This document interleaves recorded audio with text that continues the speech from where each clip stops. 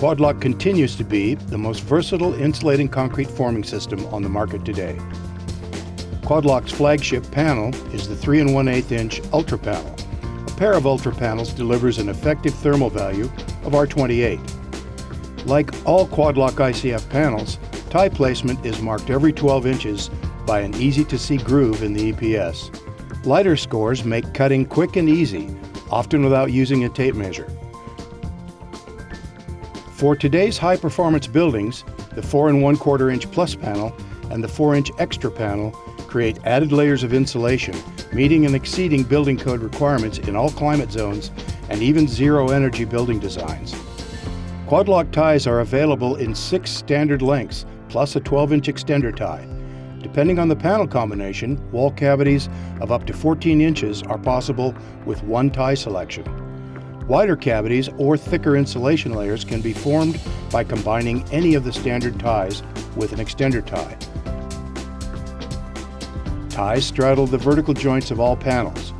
They are aligned vertically and horizontally every 12 inches. Metal corner brackets allow for the quick assembly of 90-degree corners and T-walls and eliminate any external corner bracing. T-wall connections are formed by overlapping the large 90-degree brackets at the top of the T and reinforcing them with tie flanges. The larger bracket also comes in an articulating version that will adapt to any desired angle.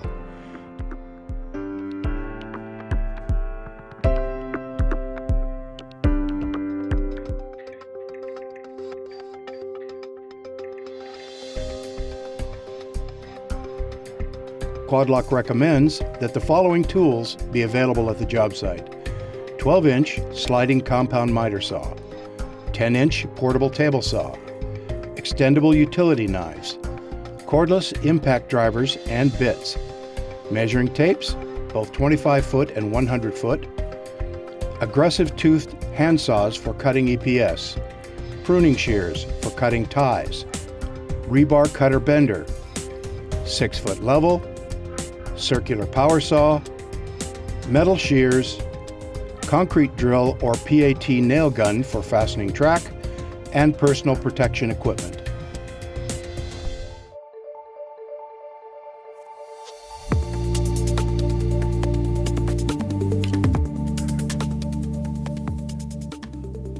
Good preparation and job site organization are key to an efficient and high-quality build. Footings poured to within 1/4 inch of level will make the job much easier. When pouring footings, trowel the edges smooth where track will be laid. Clean excess concrete from around cleats that may obstruct the track. Use a laser level to confirm accuracy of the footings. Note variation on the footing with a felt pen or crayon. Ensure that footing dowels are installed per plan. Dedicate 1 or 2 crew members to pre-assemble forms or buckouts for all door and window openings, while others clear excess building materials and debris from the ICF assembly area. Mark the exact position of each window and door opening on the footing and note the sill height for installation. Minimize assembly time by pre-positioning corner brackets and pre-bent corner rebar at each corner, and pre-cut horizontal rebar positioned along the footing. Place panels and ties within easy reach around the entire build area. Set up a cutting station in the center of the build where a dedicated crew member can supply cut panels to others as needed.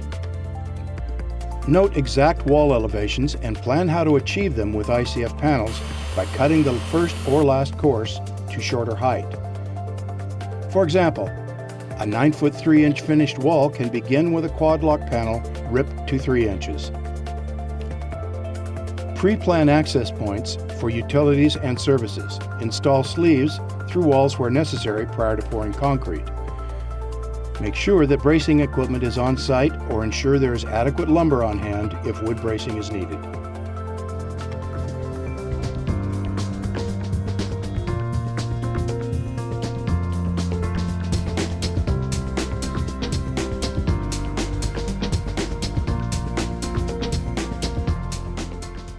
After the exterior building line is snapped, pre-positioned lengths of metal track along the entire footing for 2 rows of track. The Quad-Lock 2 1/4 inch J-track works for the 3 1/8 inch Ultra panel, which features a groove both top and bottom to fit the 2 1/4 inch track, providing added stability to the Ultra panel. Place the outside track on the building line with the short leg of the J-track facing the interior.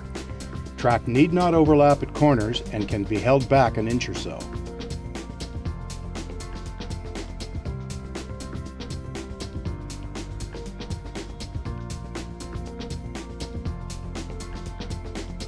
Using a PAT nail gun or the drill and pin method, fasten track to the footing at each end and every 24 inches in between.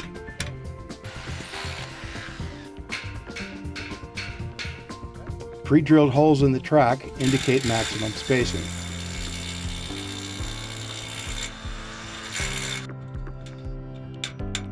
Double check all fastening when finished. Cut wood spacers to correctly position the inside track apart from the outside track. Lay the inside track against the spacers and secure to footing.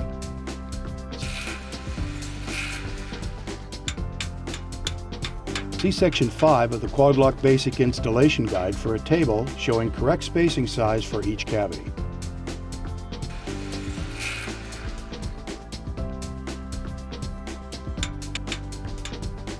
Set door buckouts into position. Begin by nailing a spacer at the bottom to maintain the exact rough opening size. Add vertical and horizontal bracing at about 2-foot spacing. Check for plumb and level, then securely brace into position.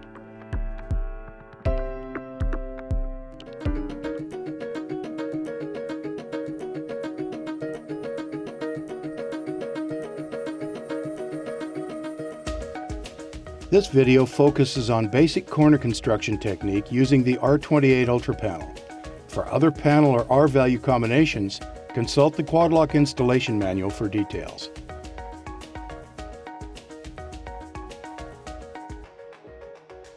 All corners should be installed first. While other forming methods may call for building into the corners, the design and precise layout of the Quad-Lock system is best suited for building from the corners to a common seam in the middle of the wall. Start with an Ultra corner panel and an Ultra straight panel to form the outside of the corner. Standing inside the corner, the Ultra corner panel on the left overlaps the Ultra straight panel as shown here. Install the 2 inner panels by cutting the mating ends closest to the corner of 2 Ultra straight panels by the cavity size plus 4 inches. In this example, the cavity size is 8 inches, which means a 12-inch cut for each panel. These off-cut pieces will be used in the next course. Place the 2 inside panels so that the panel ends away from the corner are aligned with the outside panel ends. This allows both joints to be covered by one plastic tie. Fit an outside corner bracket over the interlock knobs of the 2 outside panels. Place an inside corner bracket over the intersection of the 2 inside panels.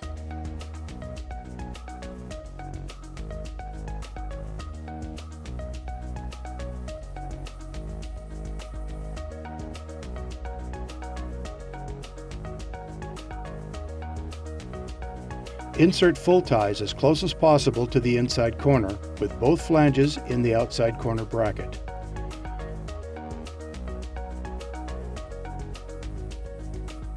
Cut flanges from full ties as shown here, then insert into outside panel slots starting from the outside corner. Be certain to complete this step on each course to ensure that concrete pressure is properly distributed. Complete the corner by placing full ties centered over each deep groove on the outside of the panels. Complete all first course corners, angles, and T-walls, then build away from them to common midpoints in the walls. Leave space between midpoint panels to allow for adjustment. This seam will continue to the top of wall elevation.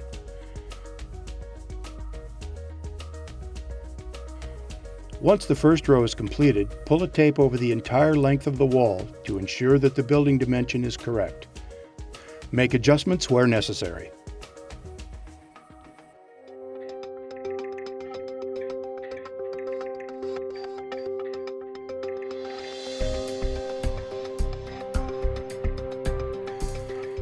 T-wall intersections should be installed at the same time as other corners. Begin by placing panels to form the leg of the T, lapped about 2 inches into the top of the T. Cut a 12-inch panel section and place it against one leg panel at 90 degrees. And place an inside corner bracket over the intersection. At the top of the T, place a full panel so one end aligns with the 12-inch panel already in place.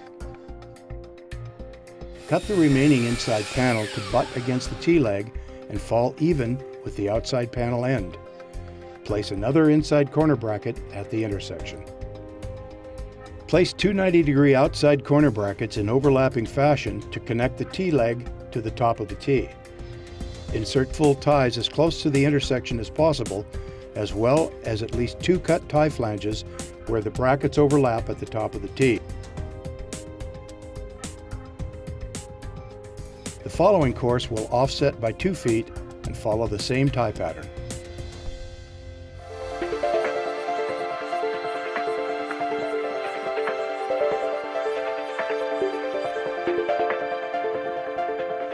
Like 90-degree corners and T-wall intersection, angled corners should be installed first.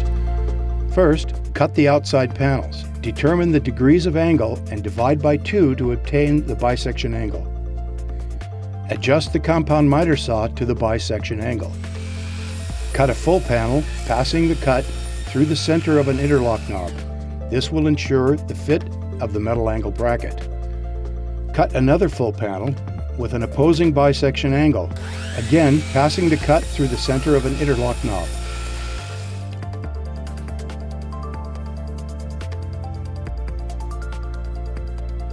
Remove the cut interlock knob and place the opposing panels into the track to form the full angle. Adjust the metal angle bracket to fit and place over the opposing panels. Using a builder's square, transfer the outside panel end measurement to the inside track. Start the layout for the inside panel from that point. This will ensure that the panels align for tie placement.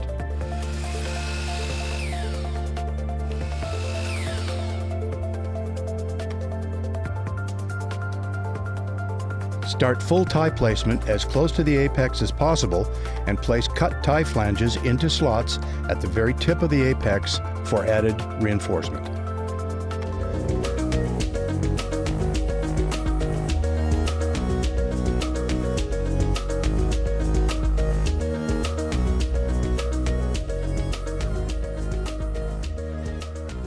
Place a pair of panels on the second row so that the middle point of both panels line up with the vertical joint in the panels below. There should be a 24-inch offset between the end of the panels in the first row and the second rows. Do the same on both sides of the corner. Measure the spaces remaining to the corners, keeping the lap pattern identical to the bottom row. The outside panels will always be 24 inches with factory ends in the corner. The inside panels will vary in length depending on the wall cavity size, but will both be the same length if lapped identically to the outside panels. Note that there is no need to log cabin the outside corner panels. Doing so adds no strength to the walls and will throw off the layout between rows by 2 inches. Again, do not log cabin the outside panels.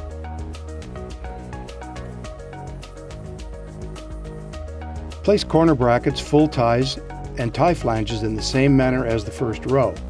Corner bracket and tie placement should be the same on every row.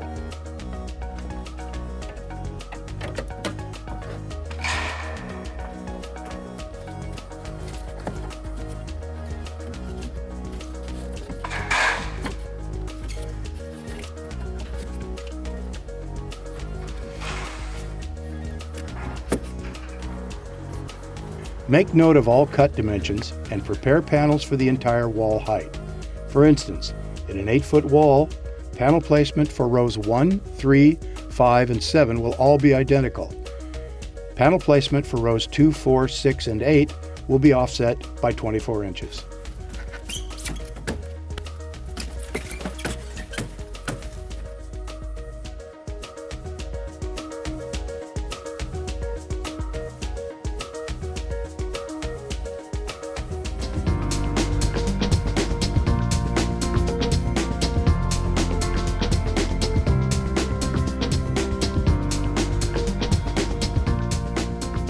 When pouring footings, lay out rebar dowels to match the spacing on vertical rebar in the wall. Prior to assembling the ICF wall, slip a 4-inch long piece of 1¼ or 1½ PVC pipe over each vertical stub. This will be used later to secure vertical reinforcing bar that is dropped in from the top. Once the first course has been assembled, pre-cut rebar can now be placed. Place horizontal bar into molded rebar chairs, making sure that there's an appropriate lap where bars are spliced, usually about 40 bar diameters.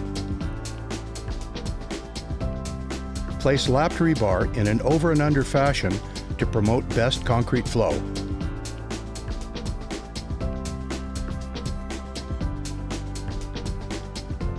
Horizontal rebar can be tied to the plastic ties.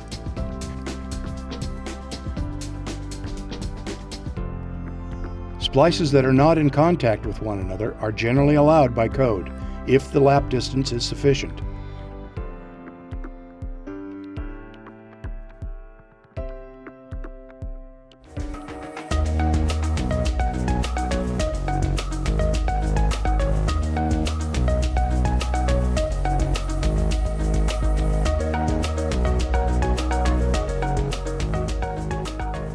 Through-wall penetration are made with PVC sleeves larger than the line intended to pass through the wall.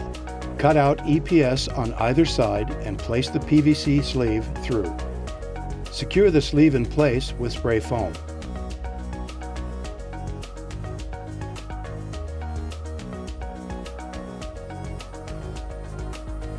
A 16-gauge protection plate is required for plumbing lines that have less than 1½ inches of clearance from the face of the EPS panels. Electrical boxes are cut into EPS panels with a hot knife. Quadlock recommends proprietary self-seating ICF electrical boxes from Inexo that are approved for use in USA and Canada. When using 3-inch ultra panels, plumbing lines less than 3 inches in diameter are placed into cut EPS and secured with spray foam after concrete is poured. Cut chases back to concrete and leave a minimum 1½ inch clearance between cables and the face of the EPS. Wiring runs can be cut into the foam with an electric chainsaw.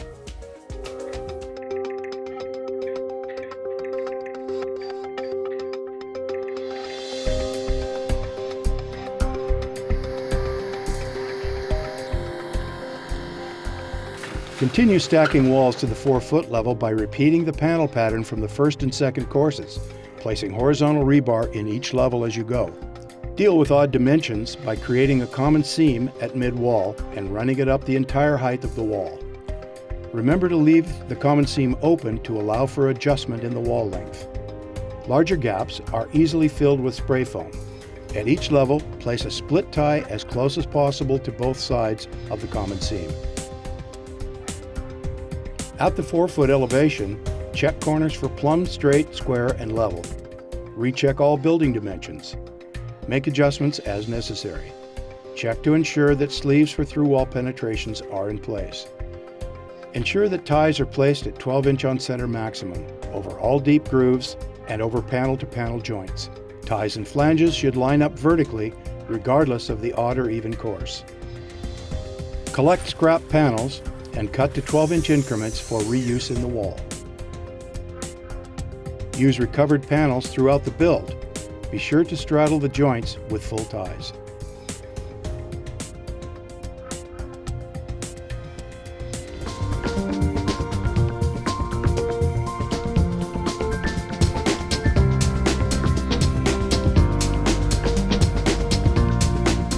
If brick finish is specified, insert brick ties at correct spacing through the exterior EPS to embed in the concrete cavity.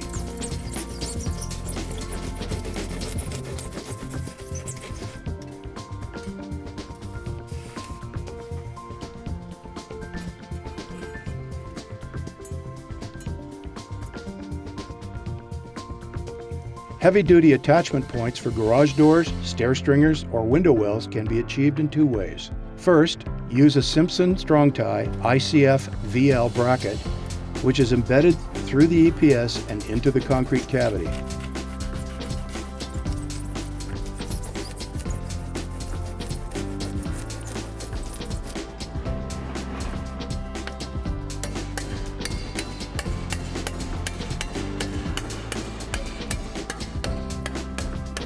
Second, cut 7 1/2 inch diameter holes in the Ultra Panel EPS and remove the foam. These holes are closed off with plywood and filled with concrete during the pour. Vibrate concrete thoroughly at these locations to ensure the concrete presents at the face of the EPS panel. Remove the plywood to expose a hard point for fastening.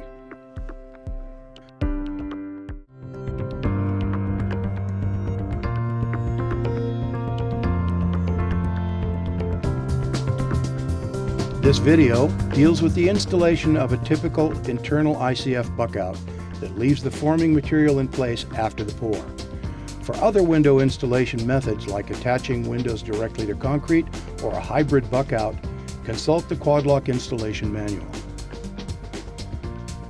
When the wall forms have been stacked to just over windowsill height, it's time to set up prefabricated buckouts to form window rough openings.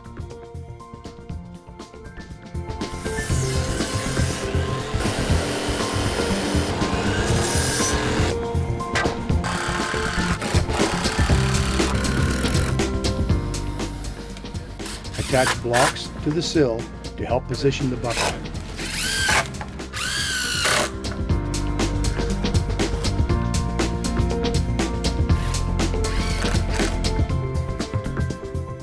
Mark the center of each opening, the outside edges, and the exact sill height according to planned dimensions.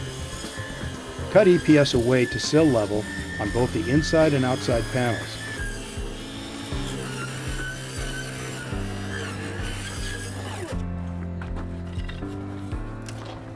Set the assembly into position and check for level and square.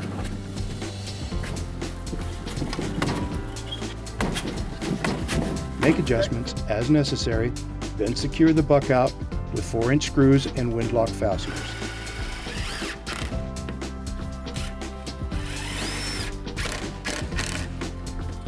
Place a single vertical brace in the center or at maximum 2-foot spacing on larger openings. Do the same for horizontal braces. Brace each window opening according to instructions to follow, especially for larger openings. When the buckout is positioned and braced, continue stacking the wall. Lap the EPS panels over the wood so panels can be fastened securely with screws and windlocks after the walls have been completely stacked.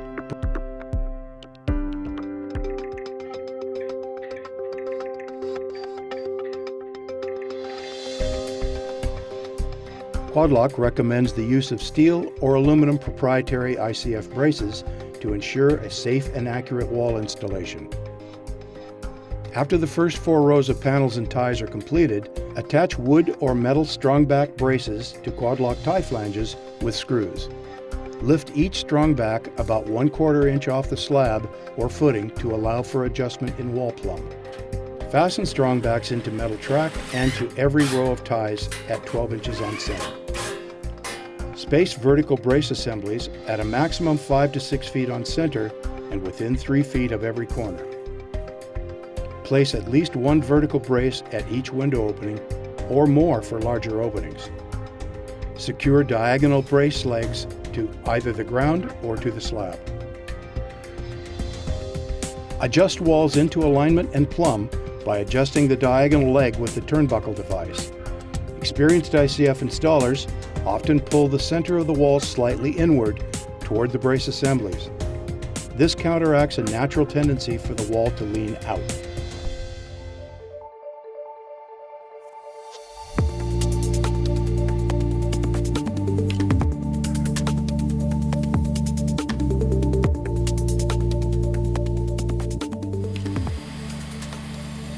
If the finished wall elevation has been set by using a ripped panel at the bottom of the wall, a full Quad-Lock panel can be used on the top course. Remove the interlock knobs on each panel and place panels over ties below. Insert 4 wire top ties per panel into molded slots as shown.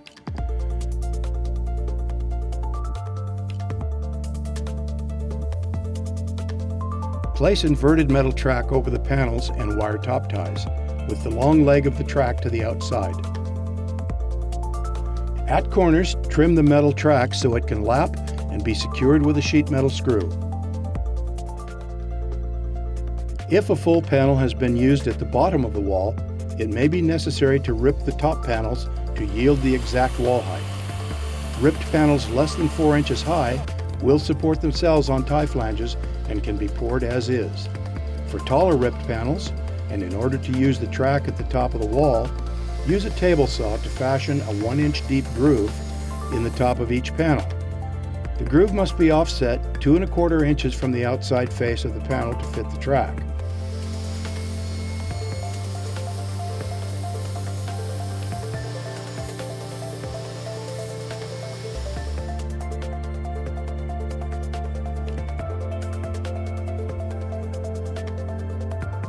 Conventional wood cleats are then used to connect the 2 top panels.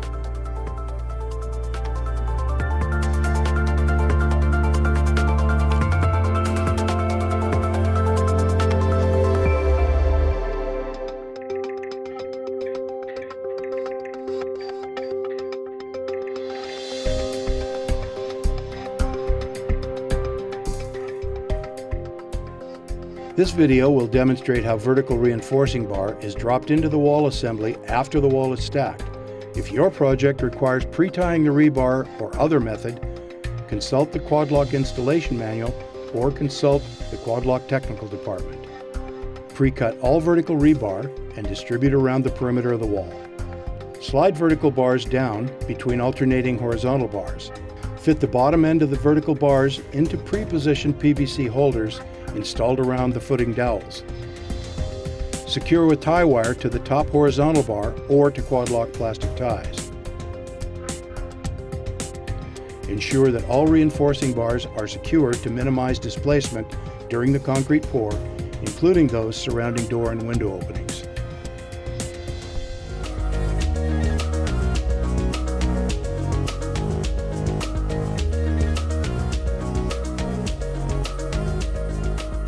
Install a string line around the top course of panels, spaced away from the panels by a common measurement. Stretch the string line tightly and align walls by measuring the gap between string and panels with a spacing block, making adjustments with bracing turnbuckles as needed. Recheck wall dimensions and plumb at all corners.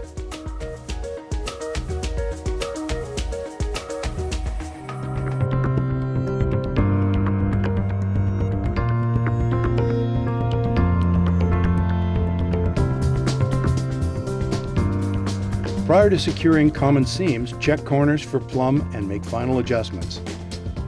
Close off any remaining gap between panels with low expansion spray foam. Cut 24-inch long straps from plywood or 1x4 lumber. Screw wood straps to plastic ties across the seam with 2 screws on each side of the seam. Place straps on every row and on both sides of the wall.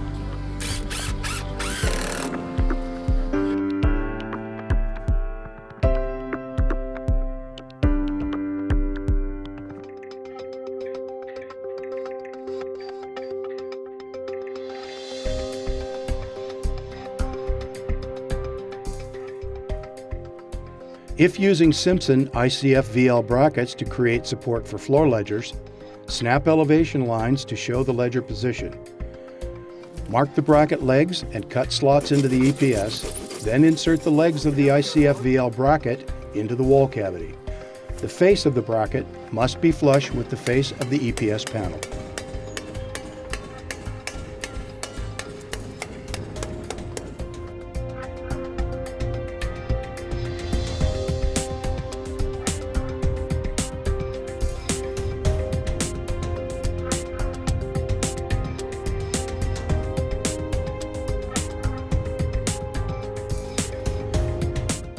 If a ledger board is to be attached with anchor bolts, cut out minimum 7.5-inch diameter holes, round, square, or rectangular, on a predetermined spacing.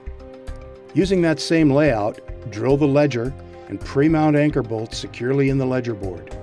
Using the elevation lines, mount the ledger board on the wall with the anchor bolts centered on the pre-cut holes in EPS panels. Ensure that the elevation stays stable by supporting the ledger with 2 bi-vertical braces attached to the tie flanges. If the wall terminates with a sill plate on top, anchor bolts will either be pre-positioned and cast in concrete or inserted immediately after the concrete pour.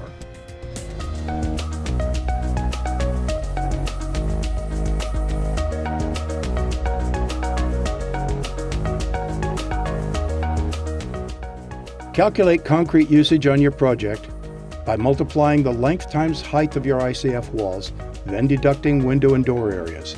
Apply standard coverage factors for your wall cavity width.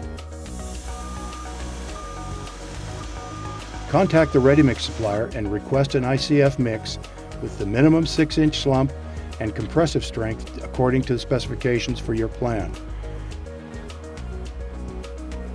Quad-Lock recommends a 3/8-inch maximum aggregate size to promote better flow and consolidation. Order pumping equipment with hose reduced to a 3-inch diameter at the end. Truck pours and suspended hoppers are the least preferred placement options. Have a mechanical vibrator on site, regardless of other means of consolidation that you may plan to use, in the event that consolidation doesn't proceed as planned.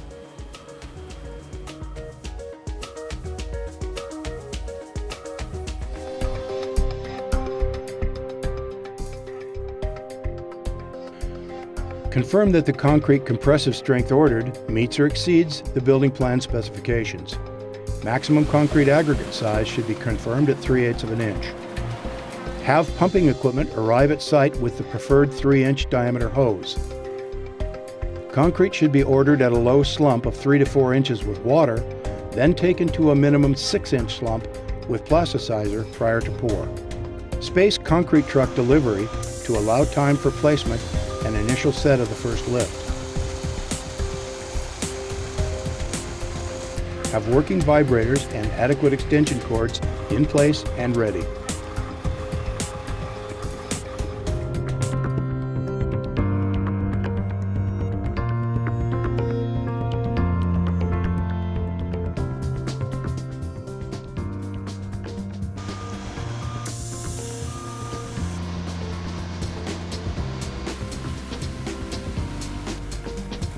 Make pour day a safe and efficient one with good preparation and attention to detail. Refer to the Quad-Lock Basic Installation Guide for this list and a checklist of other important items. Assign crew members to handle the pump, place concrete, run the vibrator, spot the bottom of wall for pour height and possible issues, and to check for quality control. Be sure that anchor bolts and other materials are easily available, as well as the concrete vibrator, water for cleaning, and personal protection equipment. Have plywood and lumber or metal bracing available to repair problem areas. Place 2 to 3 feet maximum on the first lift around the entire building. Successive lifts can be 3 to 4 feet in height.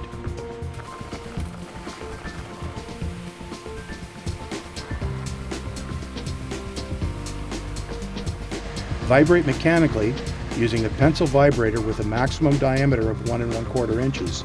Insert through each successive lift elevation and avoid over-vibration.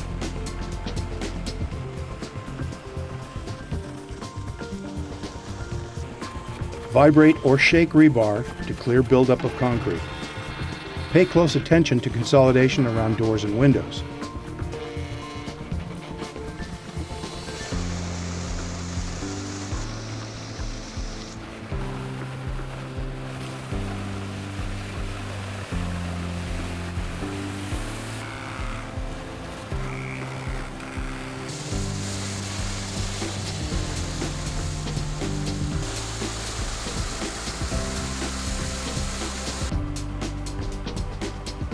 Check for plumb, straight, square, and level.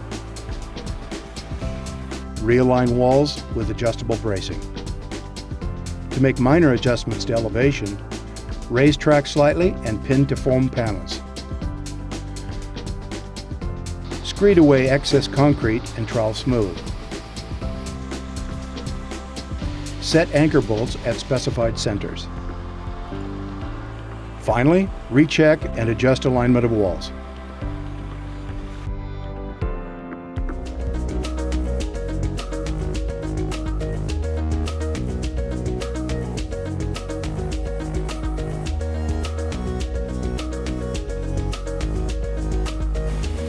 This video is a summary of the most important quality control checks that must be done prior to building and then pouring concrete in your ICF walls.